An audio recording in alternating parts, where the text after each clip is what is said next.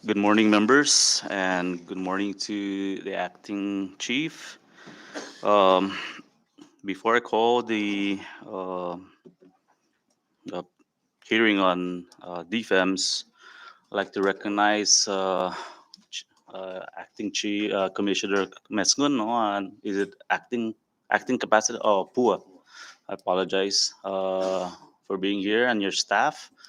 Uh, Before we begin, I'd like to recognize the members here, our staff. Thank you for being here.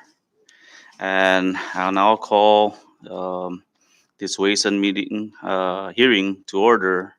And pursuant to the OGA, we do have a quorum. I believe all the members are here, majority. To my left, we have the Vice Chair, Rep. Bloss Atel. Uh, we have our Chairman of SNOUD, Representative John Paul Sablan. To his left, a member, Representative Angelo Camacho. To his left, Representative Roman Benaventi. To his left, we have Representative Manny Castro, our honorary member, Representative Marissa Flores. We're still working on the membership. We have Miss Claire, our legal analyst.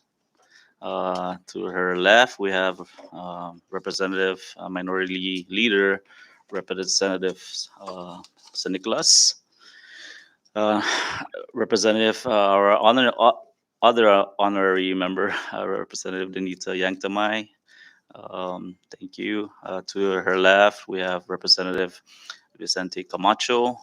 To his left, we have Representative Manglonia.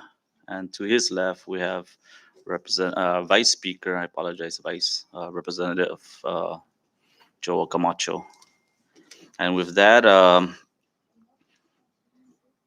can I get a motion to adopt today's agenda? There has been a motion, has been seconded. All those in favor say aye. All those opposed say nay. The ayes have it. Uh, I apologize. We have our last member. Thank you, Laya, Representative Olga, for being here. And with that, I'll have the acting chief commissioner please step forward. And I guess just bring your team, whoever's gonna present. No, just please step forward. And I apologize. We have our OMB Magas, Miss Vicky. Please join us up here. I know we delayed this because of your graduation.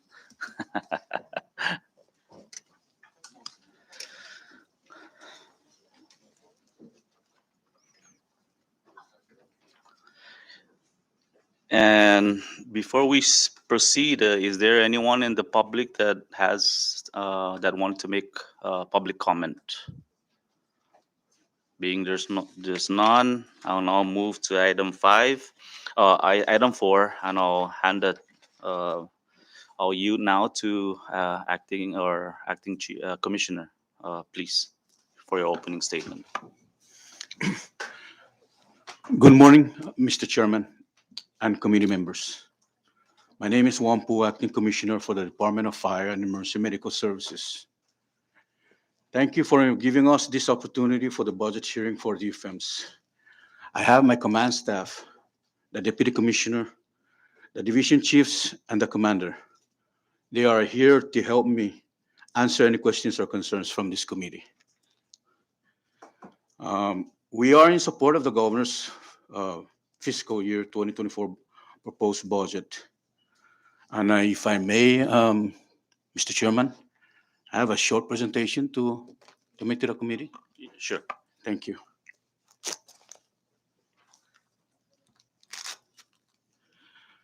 So our mission is to preserve life, property, and the environment through decisive action, strong leadership, teamwork, and faithful community partners.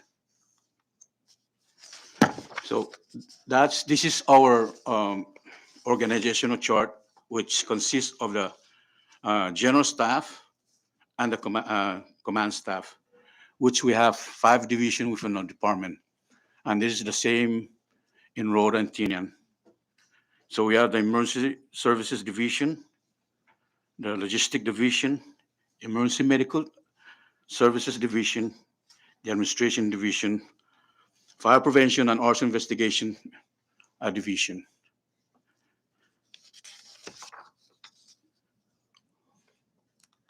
Who are we? We were created by Public Law 18-73. We are 169 strong across the CNMI. There's 119 personnel from Saipan, 28 from Rhoda, and 22 from Tinian. We are NIMS compliance, national. This is the National Incident Management System. And Chief, you can chime in. We are about 60% Pro Board certified CNMI. And we are gearing towards the National Registry certification. With these 2 national recognized certification, our personnel can use this for their credentials if they want to continue their career in the fire service.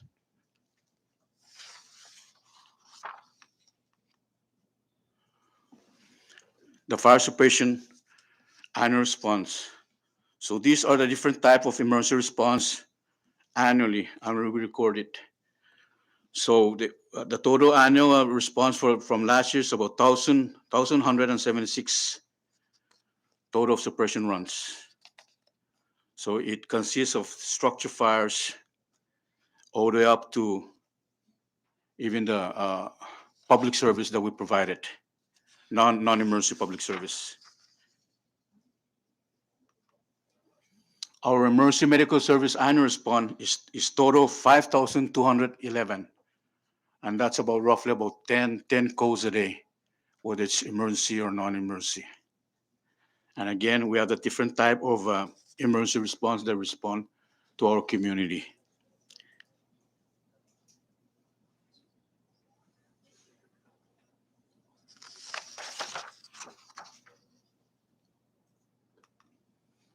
The Division of Fire Prevention and Arson Investigation annual fiscal report.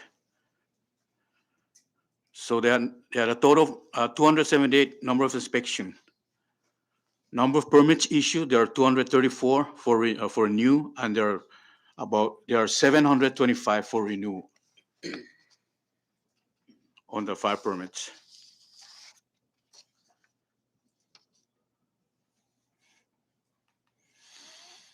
Now, our wildland strike team. I apologize for not completing all the areas on these stats, but I'll make sure that the next budget hearing I'll have a better stats for you guys.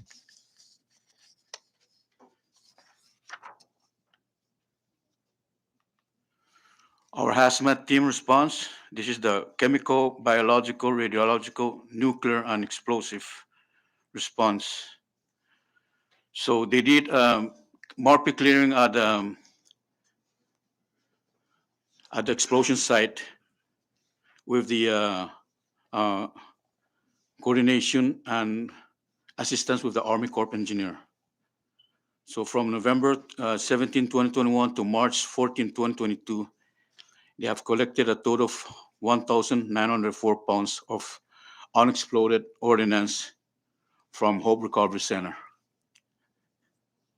From November 17, 2021 to March 2023, a total of 2,270 pounds of explosives were detonated at the bomb pit.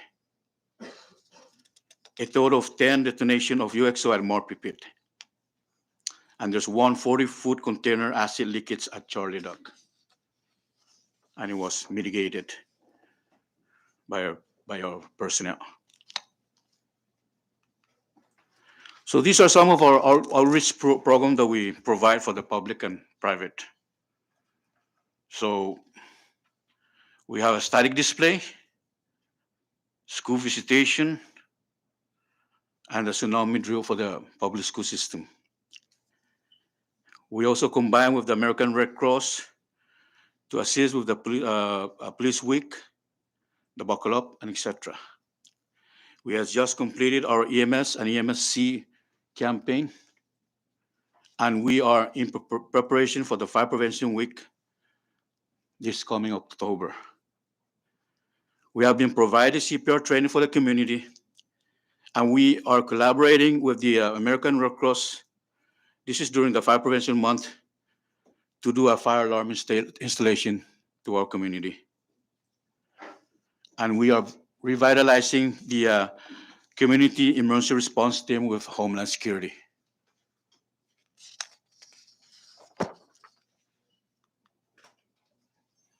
These are some of the training that we provided to our personnel and the community.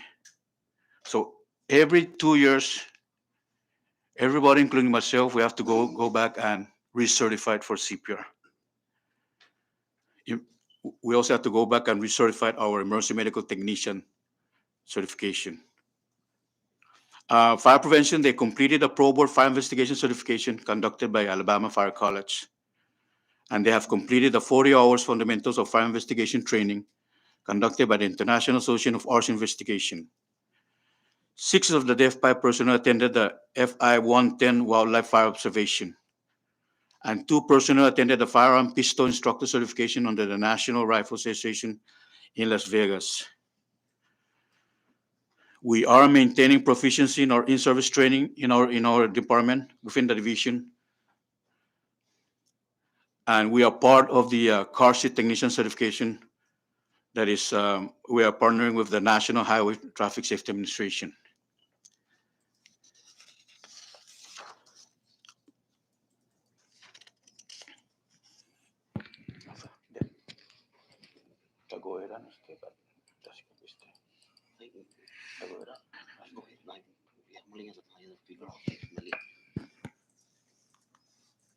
So this is our proposed budget.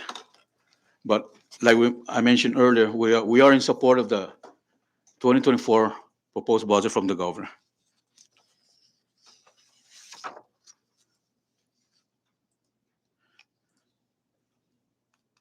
Now, these are some of the federal grants that we will receive: the State Fire System, the Cooperative Fire Protection Program, and the Cooperative Fire Program.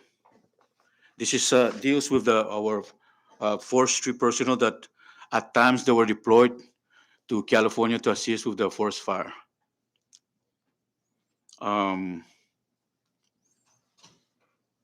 We have 38,700 from NHTSA, and the EMSC for children, we have 132,000. And the office, the compact impact from OMB, we have the 100,000.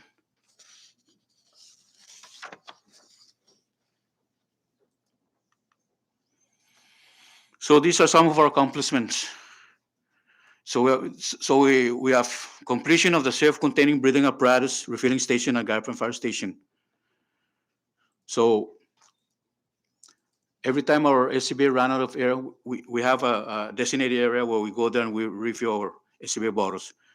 In the past, we've been working together with ARF, so we go up there to the fire station and refill our SCBA, but now we have our own. But we still work with them. You know, like for example, if one of their if their SCBA refilling station needs to be serviced, we make sure that our SCBA is online, so that way, if something happens, we work together to help each other to refill our SCBA. We have 158 personal protective equipment, and we have distributed throughout the Tinian and Rhoda. So we have 2 forestry truck. We have 2 all-terrain forestry truck with a 255-gallon skid pump. We are almost in completion with the phase 1 for roof hardening for Susupen Fire Station. And this is from the hazard mitigation from FEMA. We have completed a construction for Department of Fire Prevention and Arson Investigation armory room and surveillance system. And we have acquired a medical director for our department. And we have completed our EMS patient treatment protocol.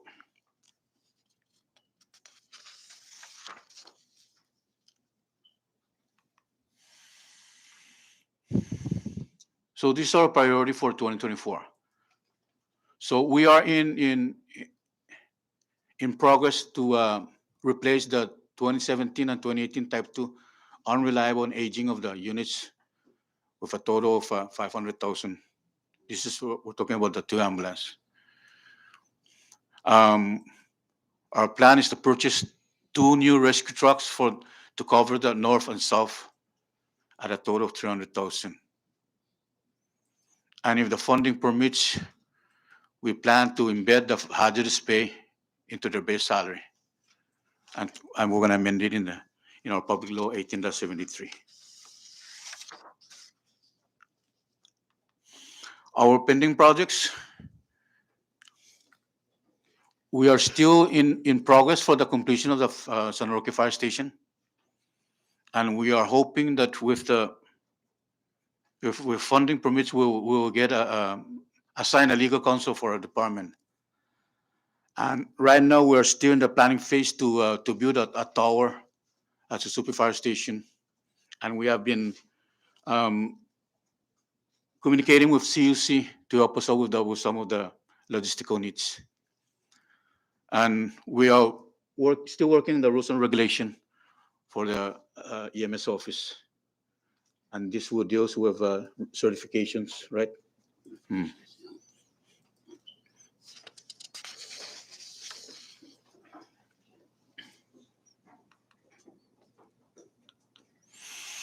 That's all I have, Mr. Chairman. Any questions? Thank you, Acting Commissioner, for the presentation. Before I open it up to the members for questioning, just two questions I have for now. Obviously, the two biggest expenses personnel, and I didn't notice both in the federal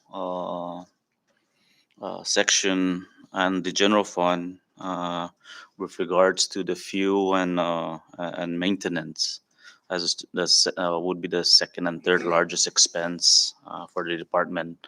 I didn't see any federal funds with regards to fuel. How does the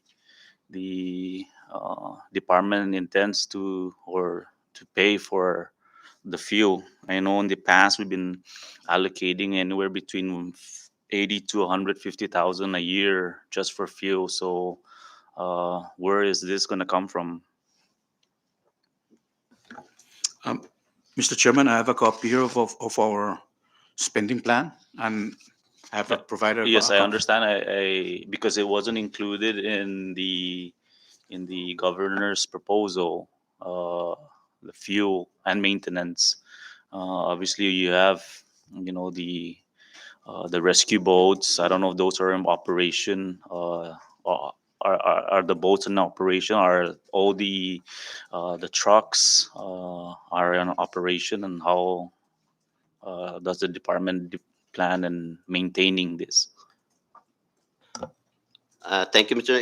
If I may, Mr. Sure. Chairman and members, the bulk of the question that you're asking is it relies us on our operation from the two revolving funds.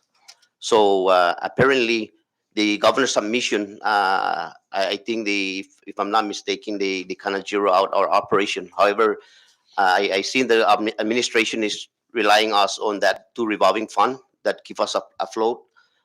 So I indulge, asking you guys assistance to please continue to support us with the revolving fund. That's because that's the only funds side that we are relying to procure fuel, maintenance, and other medical issues for the particular accounts. Thank you, Mr. Chairman. So the revolving fund is basically the fire safety code. that's the only account that There is two kind of, if I may, one from the prevention side, and I think the ambulance fee. and the ambulance. Yes, that's the two accounts. So so how, well, for last fiscal year with regards to renewing the, I guess every business is um, fire code.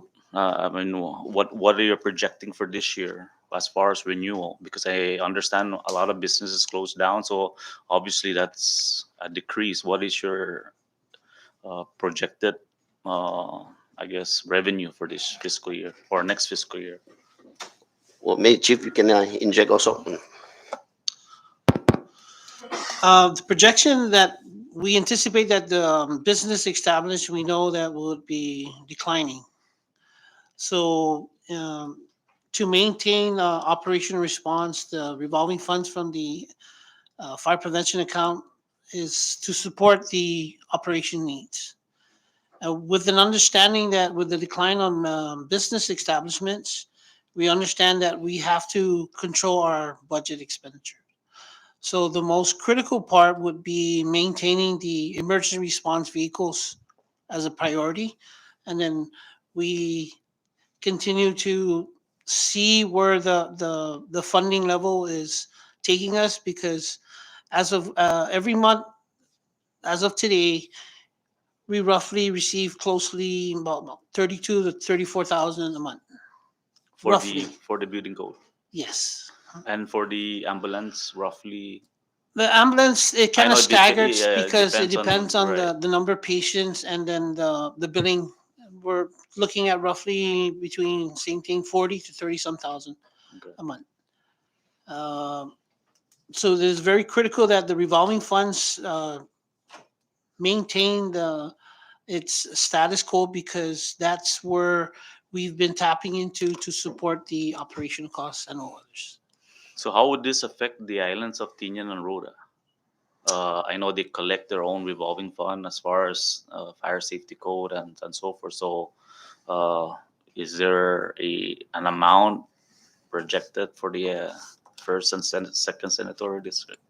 Out of the revolving funds, Yes. the continuing support that we have is making sure that the emergency response apparatus, which is the fire truck, the ambulance, their safety equipment, are always the priority. So if they're in need of assistance, our logistics department always make sure, with the approval of the commissioner, to support that need. And for the rescue boats, are they in operation? I haven't seen it out in a while. So, uh, Right now, currently, the fire rescue boat is in operational. The fireboat right now is in repair, and that's being funded and under Homeland Security okay. for the And last, renovation. with regards to the federal grants, the defense has none is allocated for fuel and maintenance of any of the equipment. Well, the federal funds are specific based on the justification when we submit the grant. Okay. So they're very, how do you say it, strict, but there is a possibility of making requests and for the approval, it should we need the additional funds. Yeah, because I remember in the past we've been, I know the fuel was partially paid by federal grants too. I believe I remember in past budget hearings it was mentioned. So there's none right now as far as the federal funding you guys or the department has with regards to fuel or maintenance. Currently, right now, no, but we're working closely with our grant department to try to procure some grants or apply for some grants that can assist us with that. Okay, thank you. And now recognize our vice chair for the first line.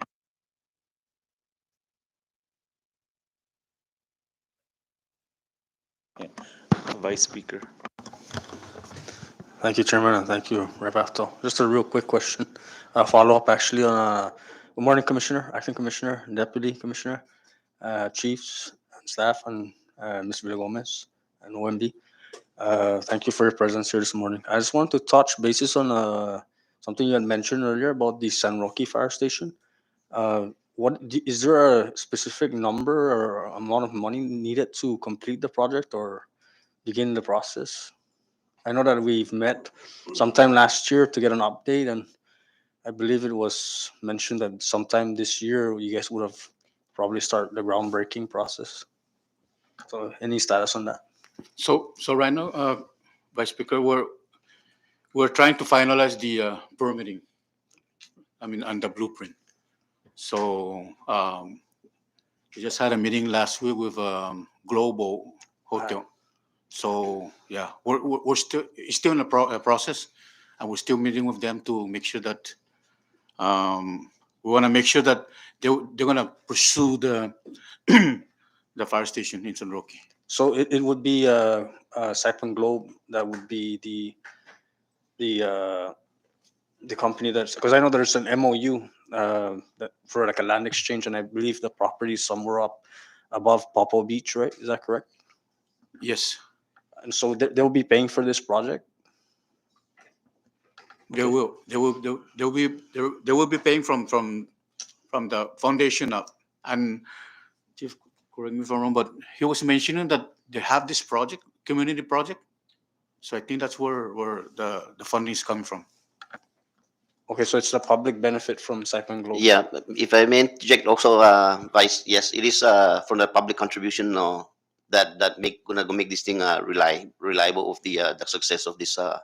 So we just had a meeting last week with the Global, and if I may ask your support also, because this one is getting kind of longer, and we really need to start this project up in for the north side, for our Yes. committee in the north side, pending some agencies permitting issues. So once we're clear with that one, the contractor are ready to groundbreak and start this project. So I ask you guys support in, especially probably your precinct, Yes. Vice, in clearing up or calling some agency up that's holding this permitting issue up for the build of this fire station. Thank you. Thank you, Deputy, and thank you, Acting Commissioner. I will with my due diligence, and I will do a follow up in the site to see where it's at. And should you need any funding assistance, we are in the process. Rep. Malcolm and I are in the process of reprogramming some SNAP money in our precinct. So if there's any funding issue, just please feel free to reach out and just let me know. Yes, Or let Mr. us know. Thank you. Speaker, maybe put aside already at least 50,000. So next time, we need it. There's funding already from Senayo. Now, Sir Chairman, Sablan, I really need your support on this. Is for our northern side, community that's going to be benefited to if this comes reality, and entire on the north side. I'm just gonna make something clear because I think I saw our now chairman across what Ye- this is our money back in the 2020 legislature. that we Okay. reprogrammed. Thank you. Okay, thank you. Thank you, Chairman. Thank you, Vice Rep Ato, and then Rep Sablan. Yeah, thank you, Mr. Chairman. Thank you, Commissioner, Deputy Commissioner, Chiefs. Welcome, and thank you for joining us this morning. Thank you for the presentation, and thanks to the Vice Speaker. Now we know we're going to tap money from that precinct. But on the revolving account, the rough estimate in that account right now, I know that the annual calculations was roughly about $864,000. What do you guys have in that account right now?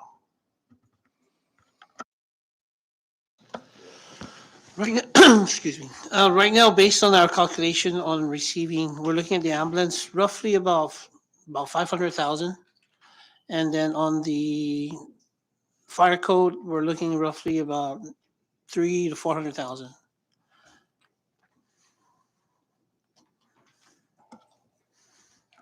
Liquid cash or paper cash? I'm hoping paper cash, but it's an actual collection from the insurance company, and then it's a drawdown to our accounts.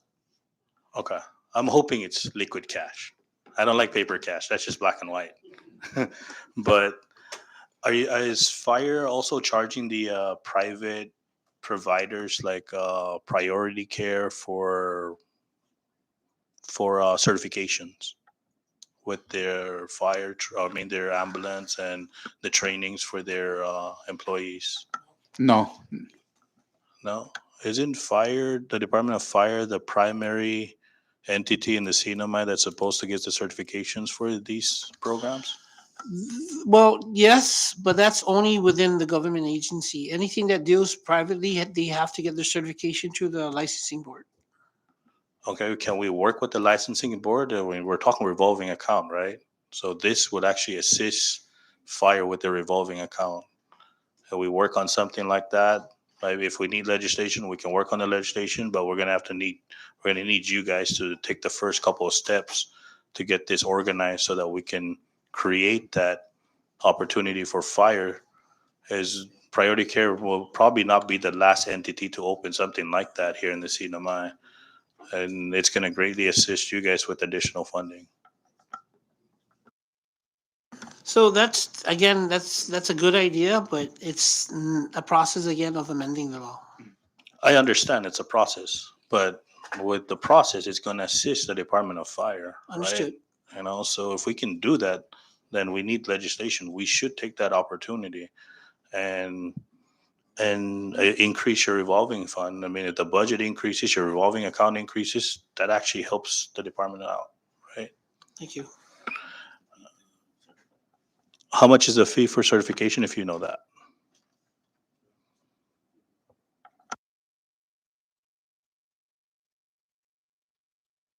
Are you referring to the licensing certification as to be an EMT? Yes. Between 50 to $100, because you have to take a national registry test. You guys control the cost of that, or do we need legislation to change the cost to allow fire do. to change the regulations? Yes, It's through your regulations? it's through the amendment of the law. To the We amendment have of the to law? embed it into the law. Okay, so if we amend the law, would it be better to allow fire to come up with the rules and regulations so that down the road, it's harder to change the law, right? It's easier to change regulations. So would that be something that fire would be considering to propose to the legislature so we can amend the existing statute? Right now, that's pretty much that's a good proposal. It's just a matter now that we have to do our research to actually see how that can be effective to us. We understand that funding is very important, but we need to understand the pros and cons so that we don't get our foot in the wrong step. Sure, and we'll work with you guys. If we need to amend the statute, then obviously the regulation should be coming from fire and all. Okay. May I ask how much in total federal funds that you guys receive for personnel? And maybe personnel and operations? Zero. Zero federal Zero. funds? So with the employees that are 90%, what's the 10%? What pays for the 10%?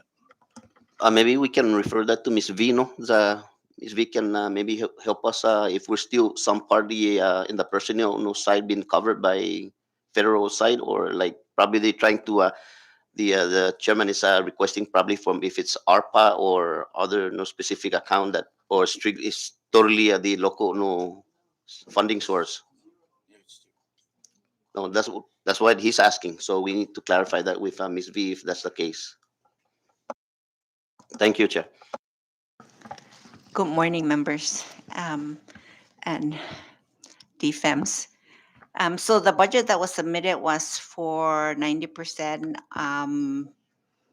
across the board, except for the sworn firefighters, they are 100%. The 10% is not included in the budget.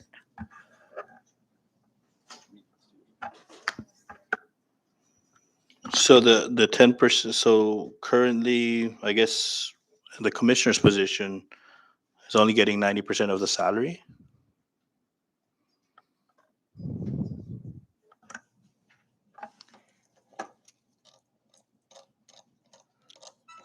In the budget, if it's reflecting 90%, then it's 90%. However, there is compact impact also that can be used to cover to support the operations and activities of the Department of Fire. And that is not included in this budget as it has not been awarded yet for FY 2024.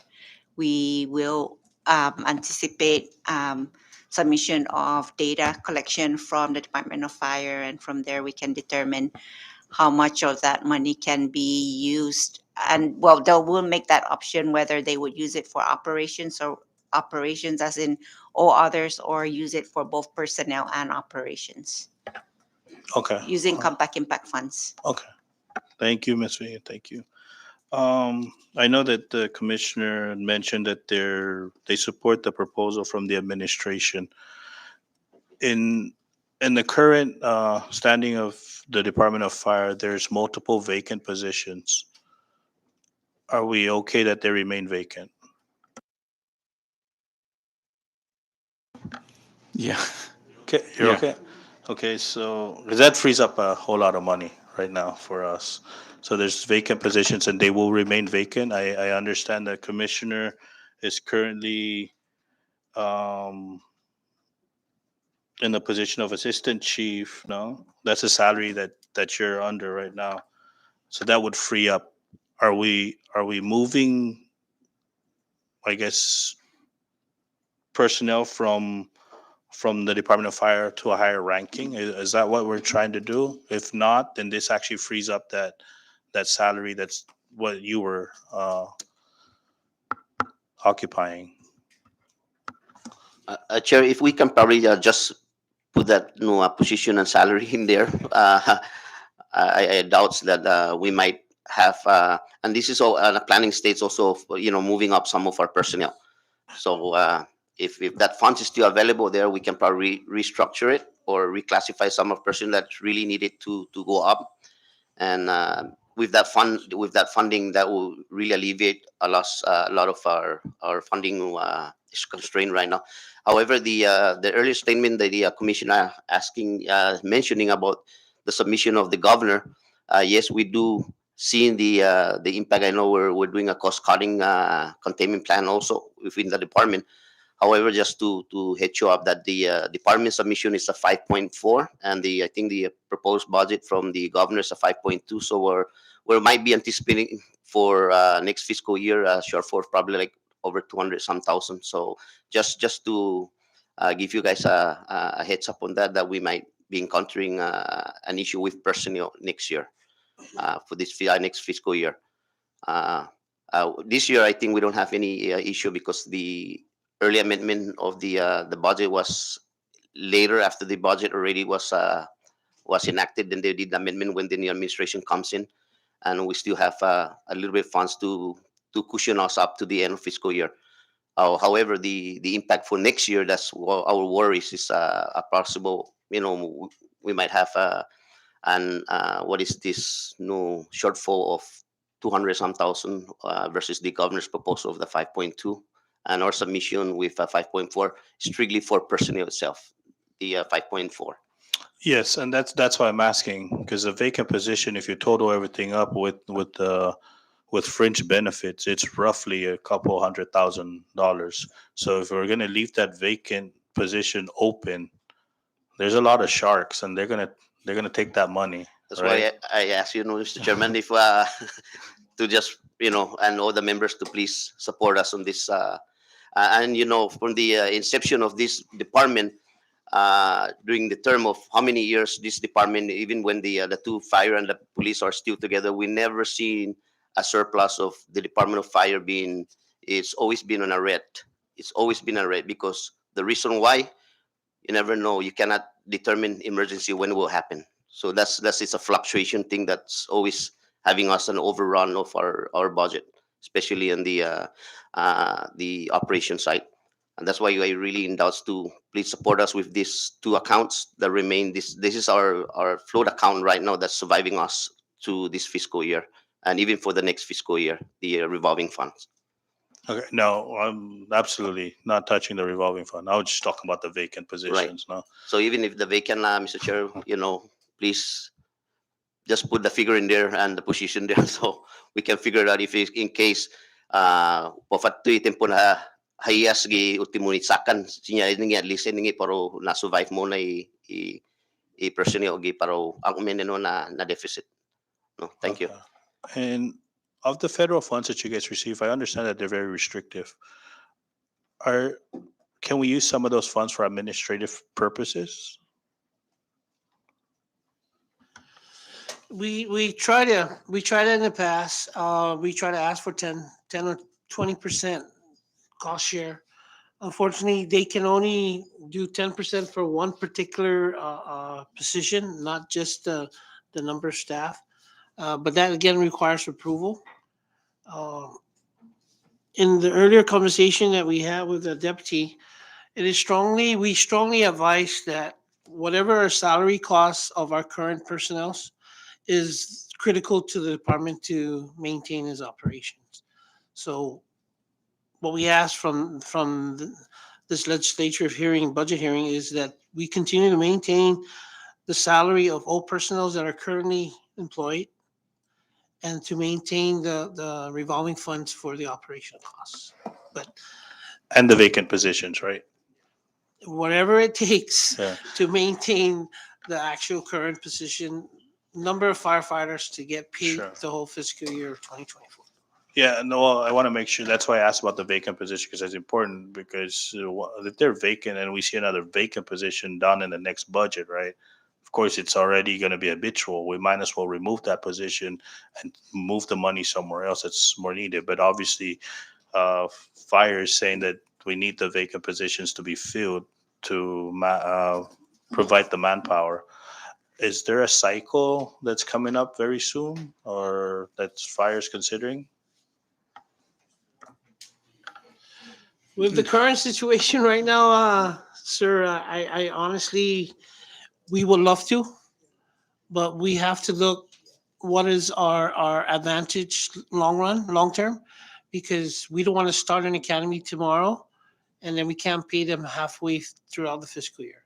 Sure. And I asked that, right, because obviously the submission from the administration's at least $200,000 short, and if we were going to do a cycle, obviously we're going to have to look for money to assist fire to make sure that they maintain the personnel and with all the costs of it and training. So okay, so that's on hold. Right. Thank you, Mr. Chairman. Thank you, guys. I yield for now.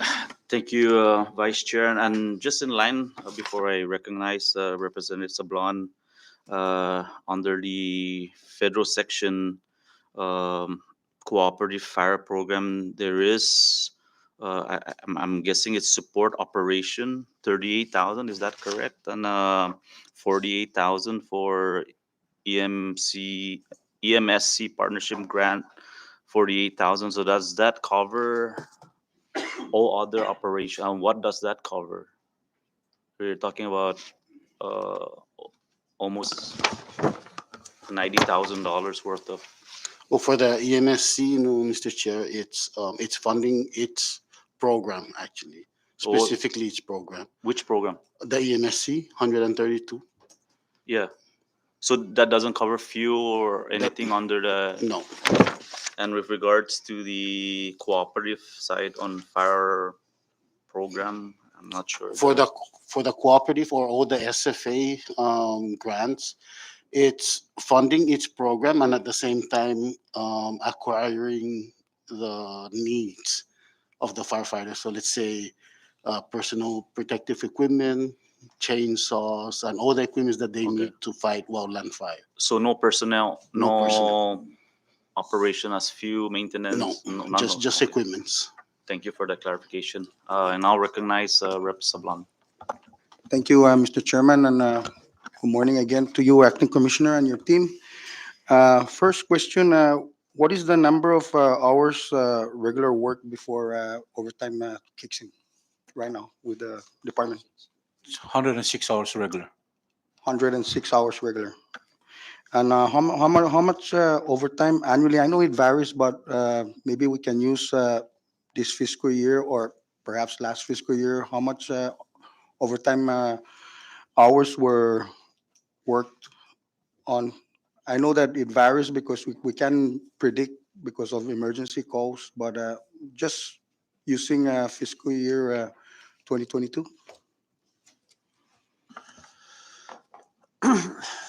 When we did our calculation based on pay period 1 all the way up to pay period 11, we roughly estimate our overtime payment per pay period at roughly between 22,000 to 41,000. So like you said, it fluctuates with the cost cutting measures that we've implemented to maintain or to control the overtime. We went down to 19,000. This is a paper. As of paper 11, we hit 19,000. Okay, thank you for that information. With regards to training for recertification, you guys mentioned in your presentation that every 2 years you your staff must undertake a recertification. How much does this cost the department, if any, for these recertifications? And that's where we jump up to 41,000 because of the number of personnel getting recertified. So there's an overtime spike. Okay, on the duration when they're getting training. That any Because certification. you go is by right. batches. Correct. And when you go by batches to send your staff for training, how many personnel per batch? Normally, what we do them per cycle or per shift. We Per shift? at the same time the occupancy load of the training establishments can only hold up to roughly 25 students. Thank you for that response. With the federal funds that the department receives, are they annually awarded and do they vary every time they get awarded? These federal grants, funds that you guys get awarded, do they get awarded annually or by 3 years? Because some grants, there are Yes. 3 years. Yes, it's annually. It's actually a program fund for 5 years, and then we get the same amount Same amount for every year. for the yes. Okay. Up to Okay. 5 years. Yes. Thank you for that response. My next question is, with the year 2024 priorities, I know that you mentioned on your presentation that part of the priorities are the acquisitions of new equipments. What source of funding will be used for this purchase? We're gonna use some of our revolving accounts. Some of your revolving accounts, so just Because the two ambulances would cost you already 500K. And then I saw that there's other equipments that you guys uh, would like to acquire new equipments.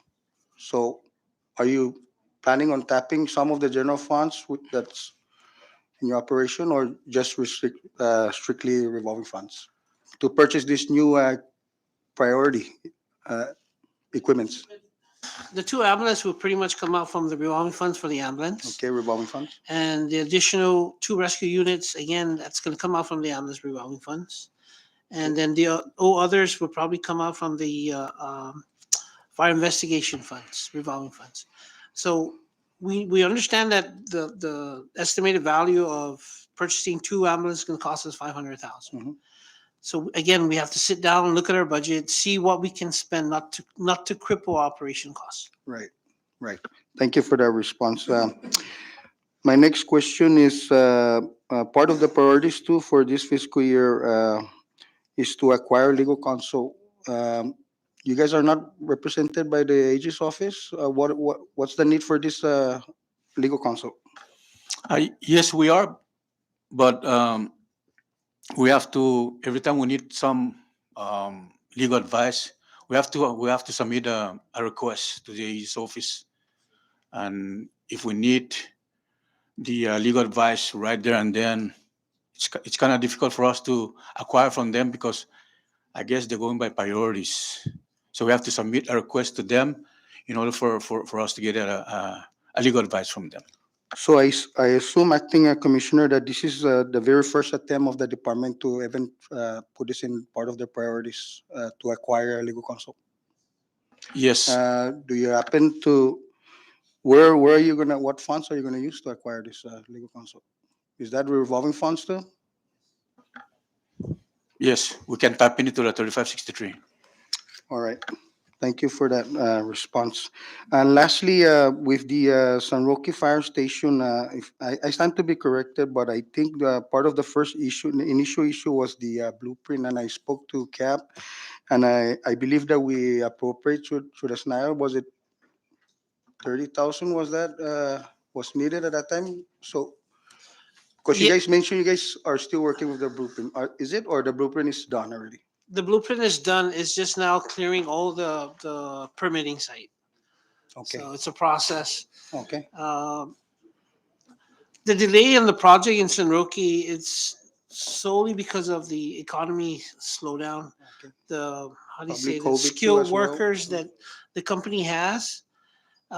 Even though we do a groundbreaking today, they won't be able to start the project immediately. Okay. It's upon availability of skilled workers. Okay. Thank you for that response. At this time, for now, Mr. Chairman. Thank you. Thank you, Rep. Sablon. Now I recognize Rep. Manny Castro, then Rep. Forrest. Morning, Commissioner and team. There's several questions I have here. We know that defense really consists of two units. You have the fire and emergency medical services. So is there a state approved EMT course for the emergency medical services side?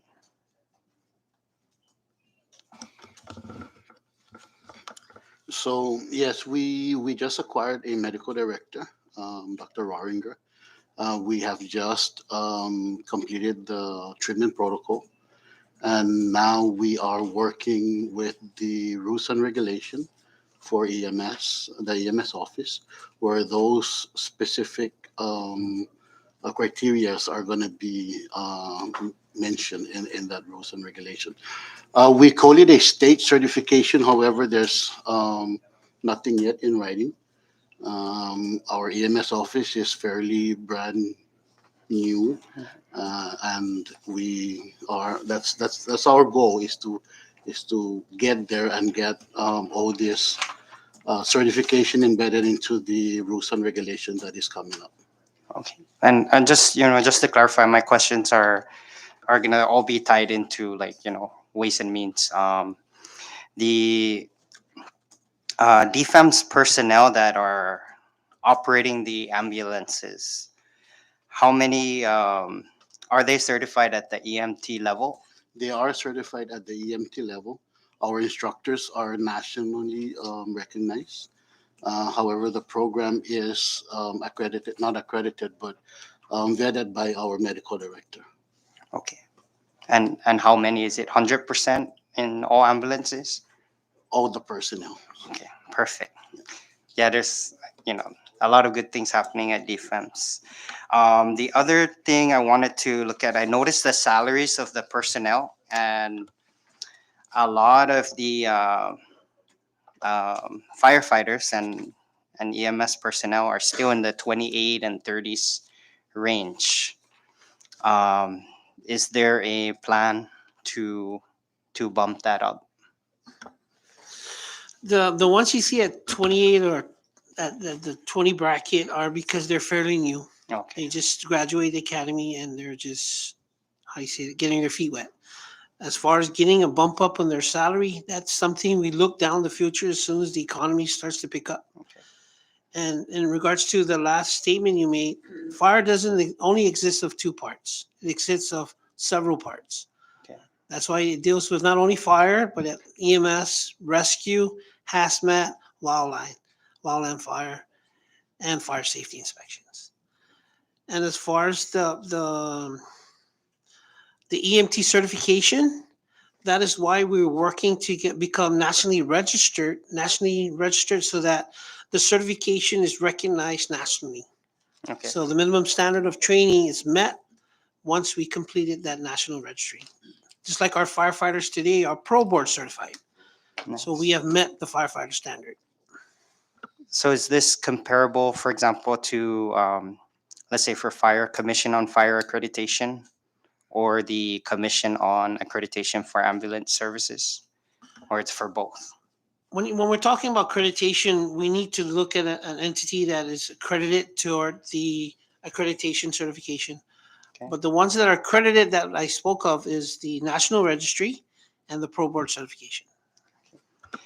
Has the department looked into working with, let's say the college, Northern Marianas College, for their EMS program.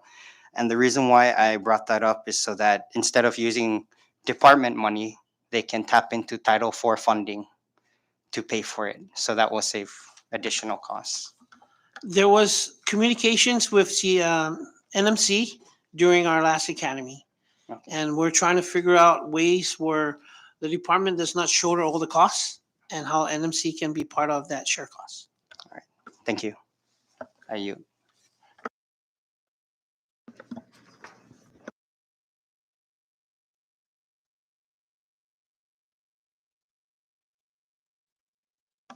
Did you, Rep. Castro? Rep. Flores? Thank you. There's this decorum here we have to follow, so I cannot speak until the chairman recognizes me. So thank you for coming. Thank you, Chair. So I noticed in your budget that you guys are obviously very top heavy, and I have the same sentiment as Rep. Castro, but Mr. Mesa, or I want to say Captain, I don't know where. Anyway, but they obviously had just graduated this academy and they have to, I guess, climb the ladder. Do you have an internal succession plan for this? Or are you going to wait until the economy gets better? Is there a current internal succession plan that the defense agency has developed? Currently, right now, we're sitting closely with the training section to address that succession plan, Mhm. because there are certain prerequisites that's required in order for you to climb to a higher step or a higher pay level. For example, OPM requires you to be a minimum of 2 years before you're eligible for a step increase or a promotion. With the fire service, there are, how do you say this, prerequisites to be considered for that next level. So yes, it's in the planning stage. So you guys, have you had any, I guess, promotions in the past year? Without this succession plan in, The promotion that you were inquiring in the past years was, yes, there was promotions made where all the senior officers that were currently holding positions or holding responsibility as far as uh, training, um, professional services, officer in charge for example, logistics, I'm sorry, internal affairs, required a ranking structure. So our former commissioner did that promotion status based on the structure of the organization. okay, so for these new ones who just graduated, roughly how many years would it take them to get to, let's say, 40,000? It took me almost 12 years to get a salary increase. Okay. I cannot answer that question immediately. So it's dependent on the actual employee to see It's how far they not- would like to go. That's one, and it's also dependent on the availability of funds. Funding, yeah. Okay. So right now, you guys don't give any of your staff hazardous pay. That's correct. So in the event someone, I'm assuming there's insurance, life insurance and all that stuff that they pay for. That's afforded to them by the government Correct, at their own expense. at their own expense. Yes. But they don't get hazardous pay. Correct. We would love to get hazardous. I'm sure we would love to give you hazardous pay. I think your job is, I think for a lot of them, especially those dealing with fire, that wouldn't be a fair compensation, I think. And, So- and it always has to come with the funding because, course. yeah, I mean, like what Chief was saying, I guess because we chose this career, it's not about how much we're getting. It's about the calling. I mean, like you mentioned earlier, we were frozen for like 20 years, Mhm. but Mhm. we're still here. And thank you for your service, gentlemen. So and you mentioned that you have two revolving accounts, Public Law 1969 says there's a fire lane revolving account. How much do you guys usually accrue for that, or what does that entail besides painting and updating the fire lanes? The fire lane account, that's fairly new. That was Mhm. implemented, I think, in 2016, 2017. Well, anyways, that's a slow moving revolving account. I think that the balance on that, roughly, we're looking at between 5 to 700, maybe less. Huh? Is there a reason why it's that low? Well, right now they're trying to revive Who's they? well, currently right now the construction is going on in Garapan, Uh-huh. and some of the issues that the community has in regards to the fire lane issue. So we're sitting down trying to make sure there is a balance between um, what we need to enforce and what the community is requiring of us. Okay. So, Public Law 1873, fire safety code revolving account. I'm assuming that takes a lot of enforcement. Yes. So, do all of you guys do enforcement, and how often do you go out to ensure that these buildings are their business or their code, I guess, indication sheet is not expired? I mean, how does this process work to ensure that you're actually getting the bang for your buck? So they had a schedule for this, for each business Mhm, to renew their license. mhm, So that's what they've been doing. Like, for example, an annual fire safety code. So mhm. they schedule the businesses for them to meet, to go back and do another fire safety inspection to make sure that they are in compliance with our fire code. Okay, and then you also talked about, I'm sorry, I'm kind of going back and forth. I was just writing as you guys were talking. You also spoke about the hazardous pay, and that um, uh, there's supposed grant opportunity that could pay for that. Hazardous pay. Can they do that? Just hazardous pay? Cannot? Okay. No. Um, and you have 2,819 personnel here in Saipan. Yes. Yes. Okay. Sorry, I'm going back and forth. Not to, I don't want to make sure I'm not addressing stuff that has nothing to do with my village. So I'm not going to ask those questions.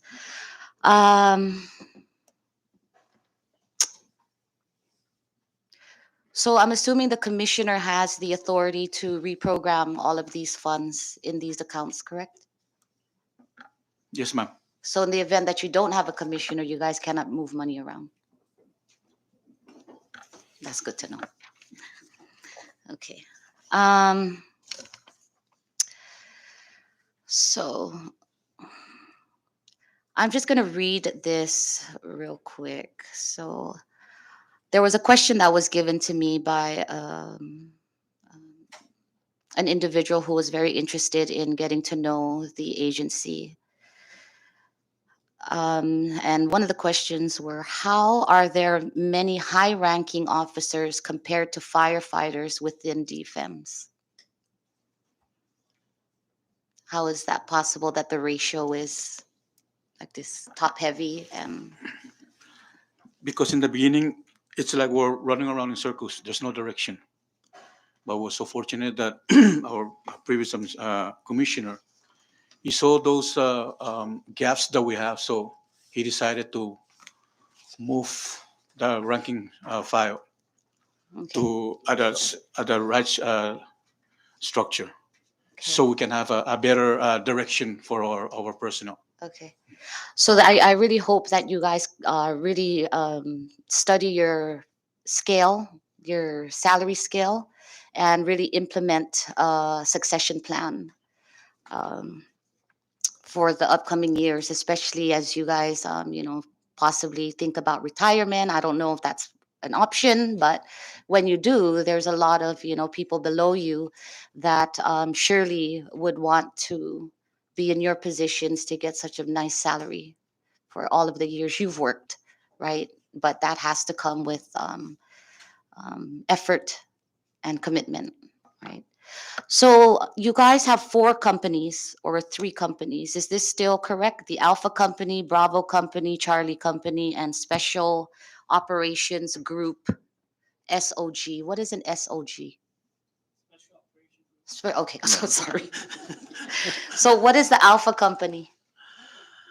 So in the operation, right now, there's only two shifts that run the operation for 24 hours, Okay, Sunday to Sunday. So and that's at 106 hours regular. regular. Oh, God. Mhm. Okay, so there's only two companies now. Okay, and which ones are those? It's the Alpha, Bravo. Okay, and so this Charlie is non-existent. But there's the Delta, there's the Delta shift too. Delta And shift. yes, Delta is the one that is augmenting the operations, whenever they have shortage of manpower. Okay, so they're like on a on-call basis, or? No, we work our regular 106 hours, which is this shift consists of the logistic division, the fire prevention division, the admin division, and the EMS division. Okay, thank you for that. On the dispatch section of your budget, we have a 90% allocation for emergency med dispatcher train. I don't know, is that a trainee or what is that?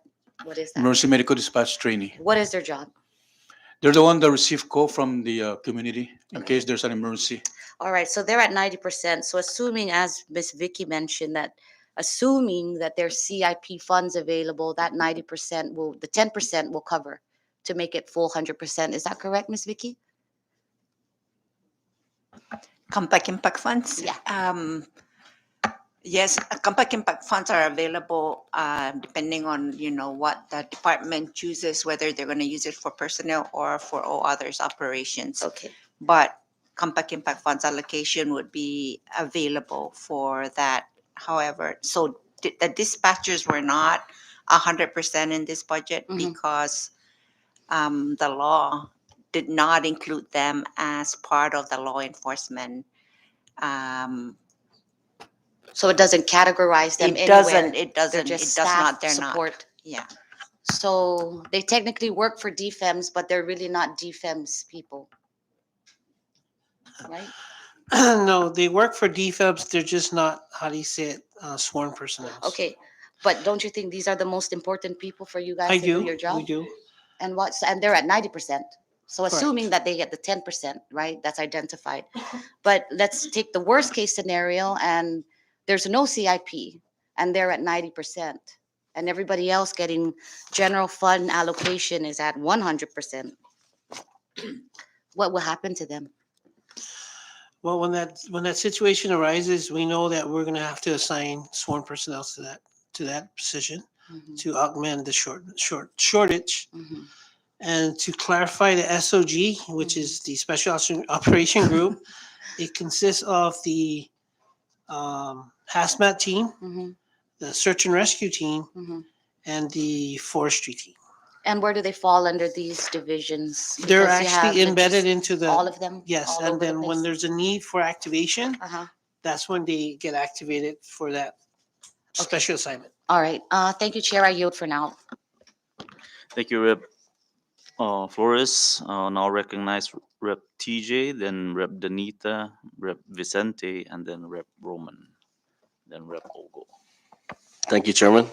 And good morning, Commissioner Pua, Deputy Chiefs, and staff. First of all, I want to thank you all for your service. As you know, my dad was a longtime member of the department, and I know the sacrifices and the hardships that you guys go through on a daily basis. So I just want to thank you all for your service for all the years. With that being said, I guess my question is in terms of 911 response. I recently had to make a 911 call, and everything was great. I got an answer. The people that responded were very professional. But my question is, I guess, or maybe what was lacking a little bit was in terms of them identifying my location at the time. So, is there any plans in the works to implement some sort of GPS system with your 911 dispatch. And I know we also brought up the concern with DPS as well, as far as recording 911 calls as well in cases of emergency. So that was my only question, was if there's any plans in the works for recording 911 calls and also implementing GPS. I know Saipan isn't really well equipped at the moment, but I just was wondering if there's any sort of plans or maybe any federal funding that's available to implement these systems with 911 response, because I know that every second counts when it comes to an emergency. So yeah, that was my only question. Thank you, Congressman. So we're having a meeting with Homeland Security, and we're trying to come up with the 911 system called the new generation 911. So that's in the work now, and we have established the working group, and we're gonna implement this new generation 911, and that, like I said, that will help us out in regards to locating the patients, because right now we're we're used to the house, the house number, you know, the description of the house, the well known the family members, but the new generation 911, it's in the works now with Homeland Security. That's with the partnership with other law enforcement agencies. Okay, awesome. That's great to hear. And again, service is great, and there were a lot of younger firefighters, so I just want to commend you guys on your training, because they were very professional with the way that they handled the situation. So thank you guys again, and I yield for now. Thank you, Rep. Manglonia, Rep. Danita, then Rep. Vicente. Thank you, Chair. Good morning, everyone. Welcome. I just have one topic.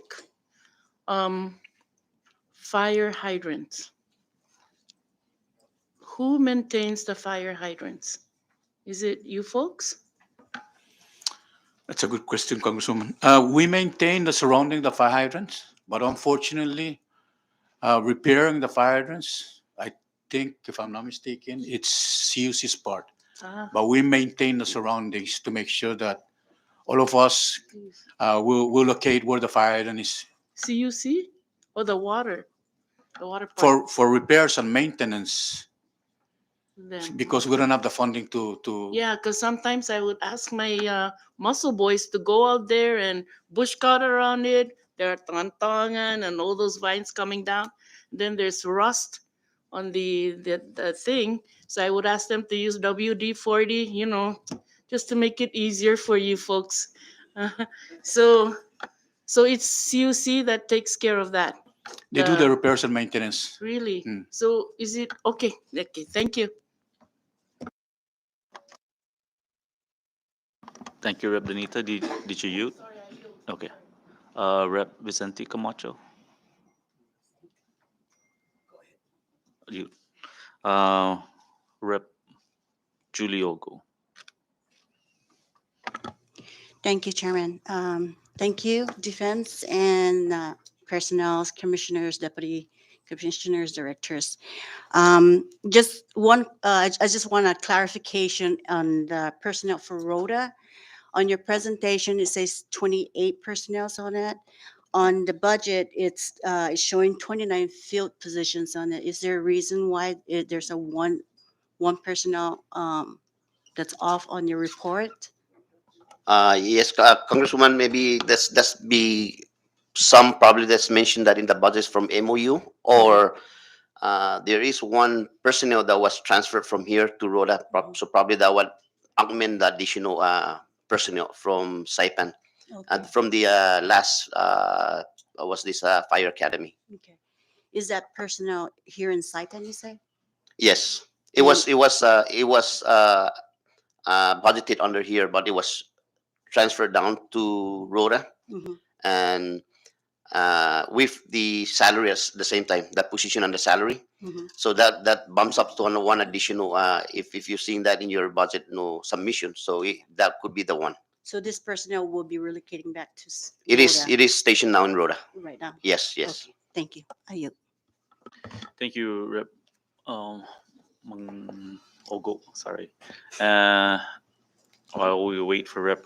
Camacho, just a few questions with regards to uh, the food. I understand we used to fund food for the personnel in the fire department. Is that still ongoing now, or is it?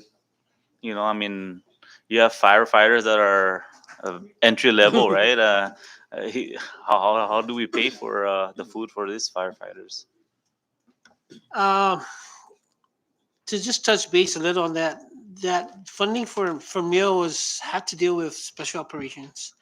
When the operation requires them to be longer than 4 hours, that's when our logistics department come in to try to support their replenishment of meals, whatever they need for the long-term operation. Where's that funding coming from? It's going to come out of our revolving funds. Thank you for the clarification. And with regards to department morale, uh, I know we just had a recent election, so how is it? Is everything good now, or I mean, it's rebuilding time, I guess. I mean, with regards to relationships. Well, that question has always arise every, I won't say every election, but almost every meeting we have. And the way the only solution we can think of, or the only inspiration we can provide to that question would be, it is the sole responsibility of the section chief to assure that the morale within our department or our personnel has to maintain a high standard, because they are the sole responsibility of making sure their personnel are fully functioning in a good working environment that's hostile free. Thank you for that clarification. Okay, Rep. Vice Chair. Thank you, Mr. Chairman. Commissioner, Rep. JP Sablan had brought up the question regarding the legal legal counsel, and you had mentioned that you would need to hire a legal counsel. Is there a designated legal counsel from the Attorney General's office to the Department of Fire? No. Yeah. So No. we had to submit the request from them if we want some legal advice from them. Okay, so But I'm not sure whether they have assigned a legal counsel for specifically for defense. you guys have been around with the fire, or even when it was under DPS. And back in those days, before we had an elected attorney general, was there an AG that represented you guys? Yeah. Yes. Yes. Okay, so when the AG does legal work for the Department of Fire, do they ever charge you guys for their services? No. No? Okay. I'm asking this because there's other departments and agencies that actually do get charged. And since OMB is here, we want to make sure that if those salaries are being charged to the department or agency, we might as well take away that salary from the AG's office and send it directly to the department and agency so that they can use that money to actually get a full legal counsel to represent their office. No, so no, never been charged, right? No, Congressman, I'll take back my word, because the last time I spoke to our internal affairs, they said that they would charge. So we were having a conversation to ask if we can at least, get a part-time, or maybe what we can do is to like pay every $50 bi-weekly or a month, and then whenever that we needed the service, the money that we've been depositing to his account, that will cover for our service if we need that legal counsel. Okay, since they've charged you guys, I respectfully ask for the department to please provide this committee with the amount that the Department of Fire has been charged so that we can start working on their end. We have never been charged, and I believe that services he's providing that's outside the AG's work schedule would be his own private session. This is my understanding, because the current AG's office, the only delay that we have, or the only issue we have, is that there's a process in regards to submitting requests or assistance. Like currently, right now, the Fire Investigation Office, they work closely with the Deputy AG, Mrs. Tenorio, I believe. So they work closely, but they still need to submit their requirements or requests for assistance. As far as getting professional services for legal advice, now that's where the cost is going to come in. Okay, let me get this right. When it's after 4:30 or 5 p.m., they would charge you guys for their service? I'm not saying that. I'm only speculating that. I'm thinking they have their own private entity or their own private practice outside the AG's office. I don't know, but I've never been charged, or we never were given a receipt to pay for services from the AG's office. So we've never been charged by the Okay. AG's office. Well, first, they shouldn't have their own private practice because they're employed by the Attorney General's office. And if they're designated to the Department of Fire and they're giving private services to the Department of Fire after working hours, that's as illegal as you can get. There's what do you call that period? A cool down period. You have to resign from office, wait for 8 months to be able to provide services to the department that you actually work for under the Department of Fire, under the AG's office. Yes, that is my understanding. That's Okay. why I was kind of I'm only speculating here on behalf of my acting commissioner, but I wasn't in that conversation. The only thing I do know is that any outside services of professional legal advice requires funding. Sure, and I agree with that. But the Attorney General's office, by our Constitution, is supposed to provide legal services to departments and agencies of the government, and they're getting their budget. And if they're turning around and they're charging departments and agencies for legal advice, they're double dipping, in my opinion. They're taking away you guys' budget, but they're saving their budget. I will stand corrected, Congressman. We were never charged, but based on our conversation with my internal affairs, because I've seen that there are some agencies that were assigned with the legal counsel, but the only issue we have is that if we need a professional advice right there and then, we cannot get the legal advice from them because we have to submit a request to their office, and I guess they're going by priorities or however. But to get a legal advice right there and then, we have to submit a request to their office. So, I was thinking of maybe we need maybe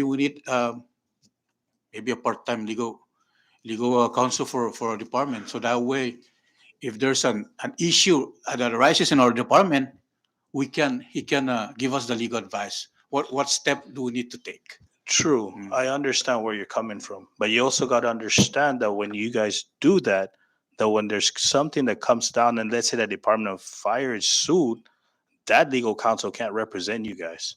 You're going to have to go back to the Attorney General's office because that's government representation, right? Because it might be a conflict of interest that the person that is actually suing the department is being represented by the same lawyer that's giving legal services to the Department of Fire, no?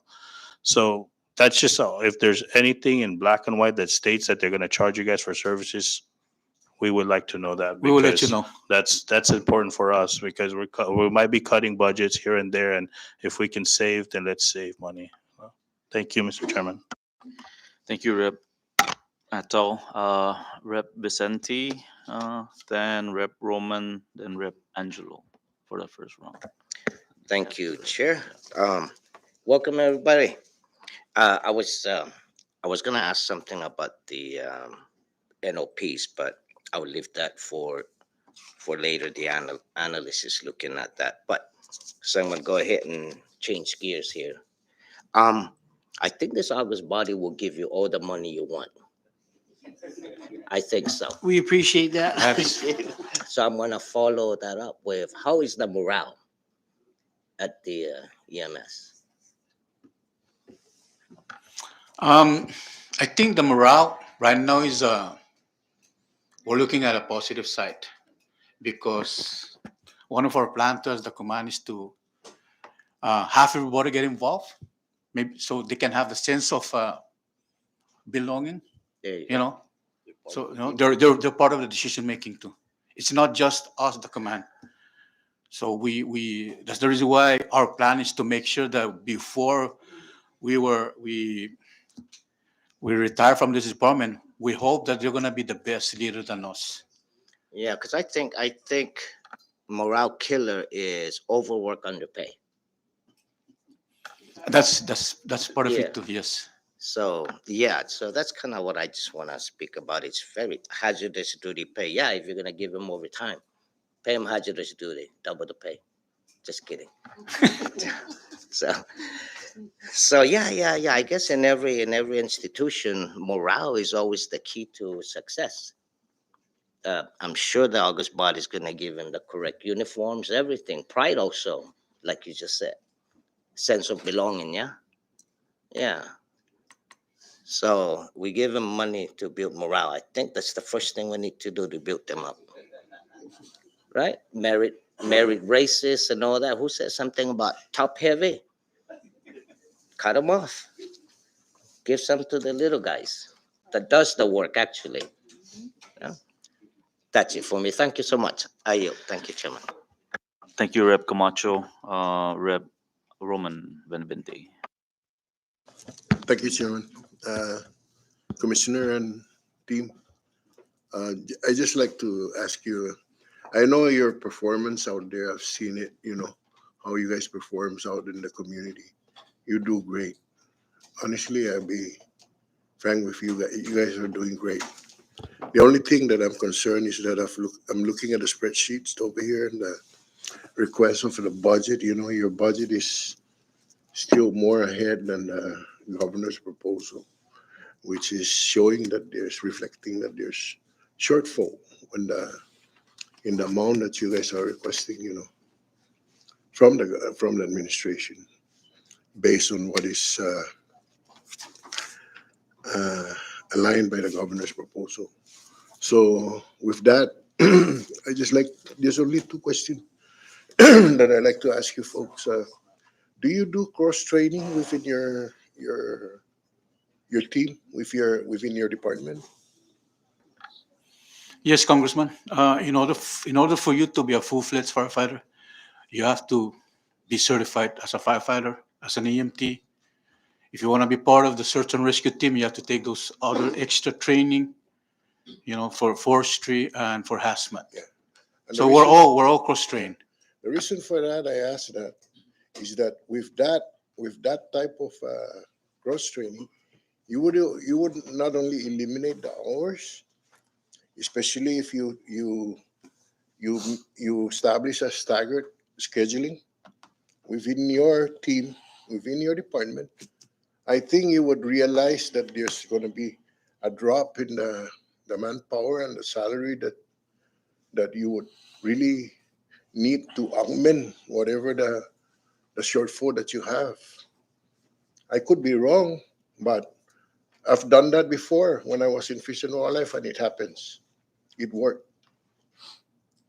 So it's a matter of leadership, like what Representative Ben was mentioning.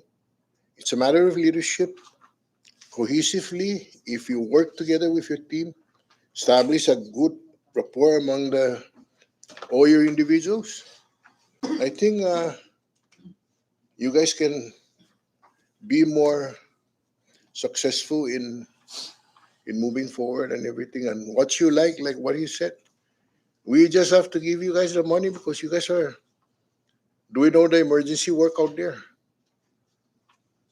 So I love the morale in here. We deserve that Yeah. money.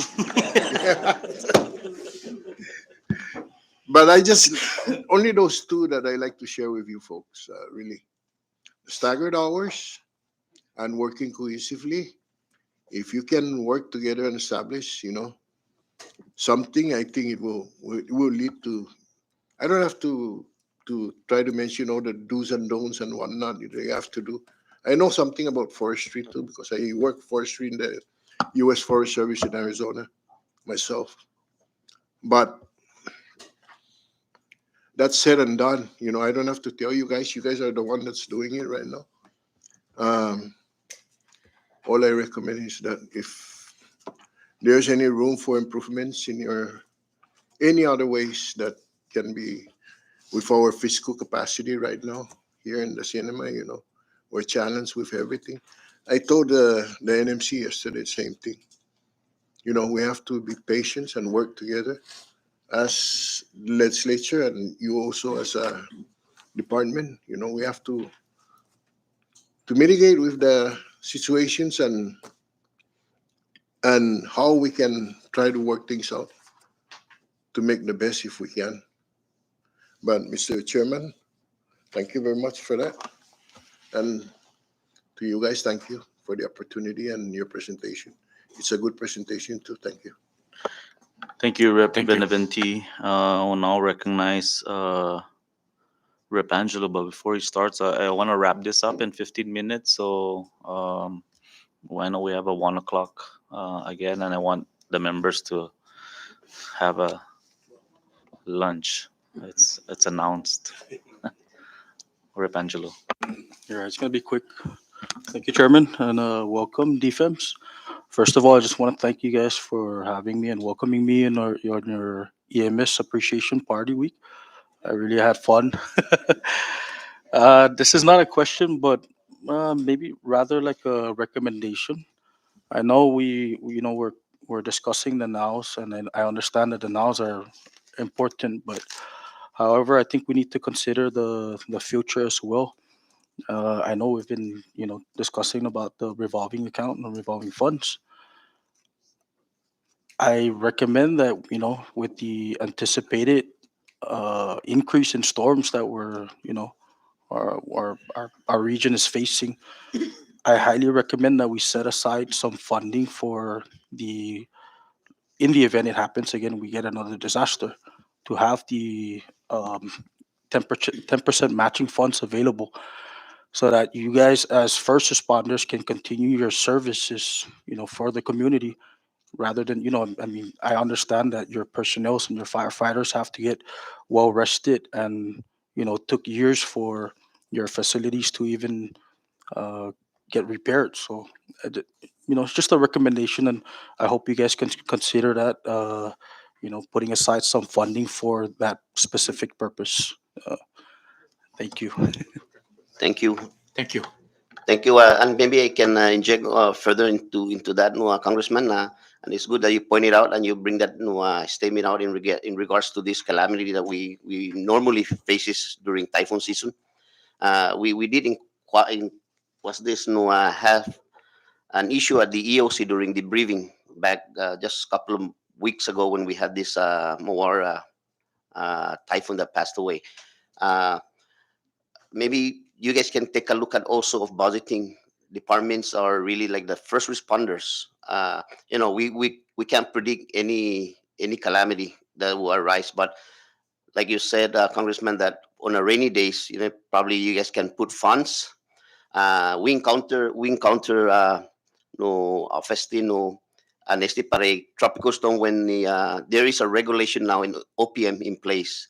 Now, in the event the governor declares, what is this? No, typhoon emergencies or tropical storm emergencies. But and then the department's going to shoulder during the actual declaration of the governor, and we're not in full capacity of the EOC no support or declaration. It's going to shoulder down to the department budget. So maybe you guys can take a look at that issue in the event there is a declaration at the governor state level, uh, and we can take a look at, because when the commissioner activate his EOC, his command, automatically that starts up the funding of calling all our personnel in to standby for the actual emergency. So I just want to bring that up. There is a regulation now in place down in OPM, and maybe if I ask our Chief Mesa to just to clarify things up and to make you guys at least have an idea or have the information that we faced just a couple of weeks ago in regards to that. And they brought that up at the EOC also as well. So it's a matter of funding thing that will shoulder the department. And maybe Chief, you can clarify more into that. Thank you, Congressman. So this is what they call disaster pay or funding for funding for employees who are required to stay behind while other employees are asked to go home. So this is during a typhoon or a tropical storm. It didn't provide any conditions. According to OPM, personnels are regulated to be funded under a 2.5, 2.5 of their salary within their work schedule. If anytime they work outside their work schedule and they're asked to stay longer, so that's strictly 2.5 their salary. So the issue we have is that on Typhoon Condition 2, the EOC Operations Center gets fully activated. And there is a special account that's embedded for all operational needs. But on Tropical Storm Condition 2, the EOC is not fully activated, so the departments are shouldered to fund or pay the regulated hours of 2.5 to the personnel that remain on duty. So I believe they're trying to get some clarification with OPM to make sure that this regulation is actually what it actually states, because there's a lot of debate on this. And I keep telling our commissioner that we need to pay our personnel because we asked them to remain on duty. And they are required by regulations to be paid at 2.5. Thank you, Acting Chief, Assistant Chief. I apologize. Rep Manny, there's a quick question. I understand I gotta give the members first and then the non-member. All right, thank you, Commissioner and Chiefs. The question, I just wanted to find out, because I'm looking into drafting a bill for a reserve unit for the firefighter to allow that. I don't know if that's in the plan, but basically overtime can only go so much, right? We know from, like, for example, Typhoon Yutu, a lot of the staff were stretched, so the concept of the reserve unit is when there's a emergency, you can tap into these units that went through your academy and everything, and that way those that have done multiple overtime, like if the manpower is not enough, you can tap into those reservists. Is that something that the department might be interested in? I think, Congressman, that is similar to the CERT that Homeland Security that we're trying to vitalize, which is the community emergency response team. Okay, so we're good. It's taken care of, or you guys want something like that for your department? Yeah. But first, Because then they need to be certified. it's all through Right, your yeah. department. The goal is to really, hopefully, because it's never the right time. How many years the salary scale is still the same? Eventually, we have to raise the salary because inflation is real. So, goal one is hopefully to either get the hazardous pay or increase the salary scale. That should be goal one. Goal two is to mitigate the excess overtime, because you can only work so much. You're gonna get bogged down. So there's a lot of people that go through the police academy, fire academy. There's maybe several slots, and then there's some that maybe didn't make the cut, but they maybe pass. They can be, they should be in a reserve unit, and And when the commissioner activates that unit, it can alleviate the full-time staff. So that's the concept. So I guess I'll have further discussion with you guys later. Thank you. Thank you, Rep Manny, for that quick question.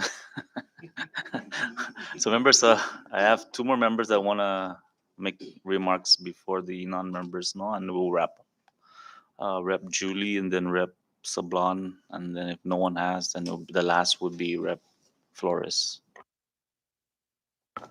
Thank you, Chairman.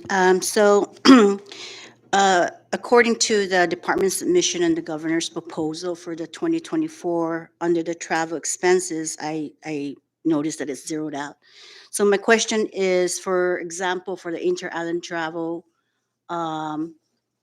where is that funding going to be pulled out from to, for that travel for inter-island? I understand, from my understanding, the two revolving account cannot be tapped in. Is that correct? So that will come from our revolving account, because the 1953 allows to pay for training and overtime. Okay, so that will fall under training and, okay. Yes, Thank ma'am. you. Okay, I Thank you, Rep Manglone. Ogos, I apologize. Rep Sablon. Thank you, Chairman. Acting Commissioner, under the revolving fund, under the ambulance services, excuse me, do you guys have data on those customers that you guys serve under emergency response that are indigent customers with no insurance? Do you have a data on how many of those during an annual report? If you're inquiring in regards to collection, yes, we have data, but we're very restrictive because of the HIPAA regulations. So we can provide you pretty much the numbers of insurance that were actually funded. Yes. Okay, thank you for that response. And is there any program that for those that you have response that are perhaps qualify for Medicaid? Is there any program within your within you and the or CHCC that can help these guys apply for Medicaid? Hopefully, you can get that service provided for your ambulance services. As far as program to for direction, that's pretty much what we can pretty much do for now. But there's no specific program as far as giving them an application and helping them fill that out now. But there is pretty much just guiding them in a direction that if you might qualify for Medicare or Medicaid, this is the process that you need to do. But as far as establishing a program for that specifics, no. Can I request that you submit this figures, data of the indigent that you said you have that you can share? Sure, we can get that from our Yeah. billing. My second question, just real quick, since we're running out of time, is with the equipment you presently have all together, what is the response time for any emergency call? Our response time is about 46 minutes. 46 minutes. Okay, thank you for the response. And lastly, with I know that we just had a distress of little boy that got lost in sea. Is there an MOU with all those divisions or departments that have rescue boats with fire and all the other departments? And who takes the lead whenever there's distress out there? In regards to ocean water, normally based on current status, DPS takes lead, Okay, and then we come in and support. support with other divisions. Yes. Okay, thank you. Just wanted to thank Thank you, you, Mr. Rep Chairman. Sablon. And our last quick question, Rep Flores. They always save me for last and then they say, hurry up. Okay, so 3 things real quick. Are you guys unionized? Yes or no? Do you have a union? No. There's no Northern Marianas Professional Firefighters Union here that you know of? There is. Okay, so I'm assuming that's where the legal advice and your lawyer would come in, right? That's probably the basis of Well, seeking an outside attorney? well, the union does not exist on island, but do we have staff that are currently applying for that or are involved with that? The answer is yes. Okay. All right. And so how is this mechanism designed if they had a complaint against this local fire station here? And what is that process? Real quick, because it's gonna. The conflict between the union and OPM, Mhm, our Civil Service Act, mhm. that's where the conflict is going to actually take place. So that's why I'm assuming you are asking for a private attorney. No, No. we're asking for a Okay, legal. yes or no? That's it. Okay, thank you. We'll go ahead and address that later. The second one is, are you guys certified as part of your training to handle individuals with disabilities or marginalized populations in your Yes. training component? Yes. Yes. Special consideration, so you know how to handle individuals with autism and all that stuff. So individuals with disabilities that are not visual, are not visible to you, but are more cognitive and more hidden. Are you guys familiar and trained to deal with those types of individuals? We work collaboratively with CHC Mm-hmm. and they provide those trainings to us. Okay, I highly recommend you work with NMPOSSE as well. We have a committee, a steering Wonderful. committee. Okay, and then I think that was my last one because I'm supposed to keep it short. So thank you very much. I appreciate it. Thank you, Rep. Flores, for that quick questions. And with that, Acting Commissioner, thank you for being here and your chiefs, your assistant chiefs. With that, I'll offer the floor back to you for your closing remarks or statement. Thank you, Mr. Chair and committee members. We really appreciate for giving us the opportunity to to share with the budget for defense. And like what you guys mentioned earlier, you might be surprised if we're tapping on your doors for assistance in the near future. So please just be prepared that we might be visiting you guys. And again, Mr. Chairman, thank you so much for your time and attention. This is Masi. Thank you, Acting Commissioner Pua. And with that, this committee will stand in recess until 1 p.m. To address DPW. Thank you.